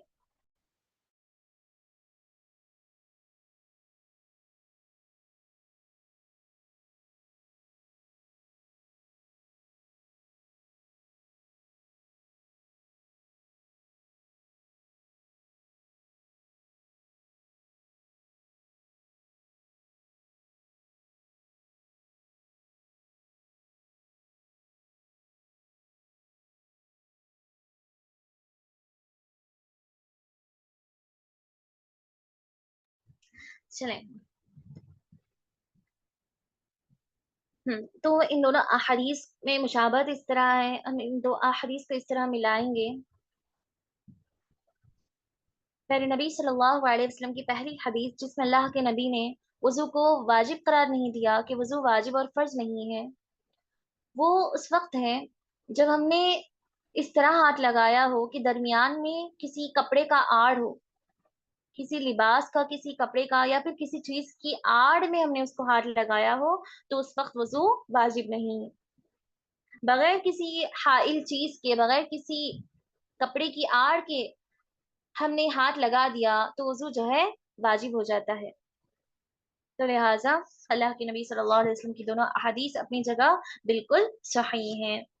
اس کے علاوہ نواقض وضو میں ایک اور حدیث، پہلے نبی صلی اللہ علیہ وسلم سے سوال کیا گیا، ایک شخص نے سوال کیا اتوضأ من لحوم الغنم، اللہ के नबी, क्या मैं बकरी के गोश्त खाने पर वजू करूं? क्या बकरी का गोश्त खाऊं तो मैं दोबारा वजू करूं? इन शिअता, तो अल्लाह के नबी ने जवाब दिया, अगर तुम चाहो तो करो। फर्ज और वाजिब नहीं है, बकरी का गोश्त खाने से वजू नहीं टूटता। अगर तुम चाहो तो जरूर करो, वरना कोई जबरदस्ती नहीं। उसके बाद उसने सवाल किया, अतवज़्ज़उ मिन लुहूमिल इबिल, क्या ऊंट का गोश्त खाने पर मैं वजू करूं? नाम, तो अल्लाह के नबी ने कहा, हाँ, जब ऊंट का गोश्त खाओ तो जरूर वजू करो। इसलिए कि इसकी वजह बयान की गई, उलमा इकराम बयान फरमाते हैं, हर ऊंट की कोहान पर एक शैतान होता है। ऊंट की कोहान पर जो है शैतान होता है, और ये बात हमें मालूम है कि शैतान की पैदाइश आग से हुई। लिहाजा जब इंसान अपनी ग़िज़ा लेता है तो उसका ताल्लुक, उसके जिस्म का ताल्लुक जो है उसकी ग़िज़ाओं से भी जुड़ा हुआ है। जब ऊंट का गोश्त हम खाएं, गोया वो शैतान उस पर बैठा हुआ था, उसकी कोहान पर।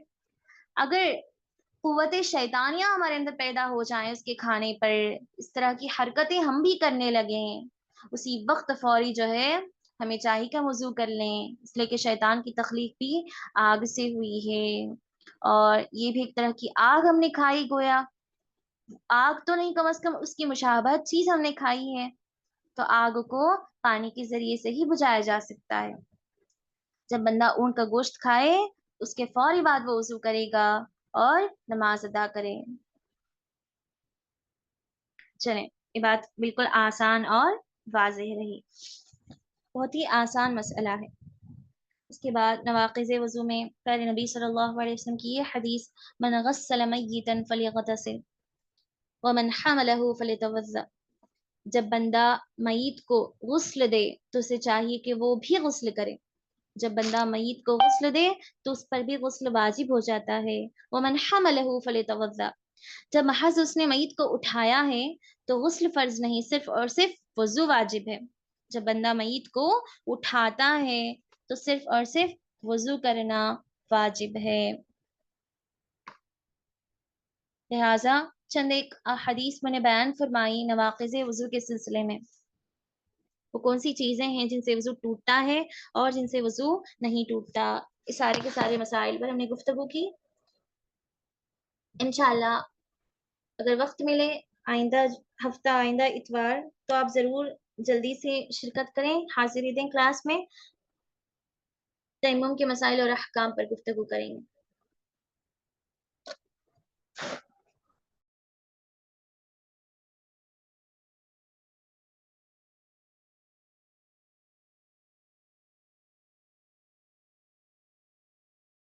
चलिए, वक्त ज्यादा हो गया है ना, अगर किसी को कोई सवाल है तो जल्दी से वो पूछ लें और क्लास से फारिग हो सकती हैं।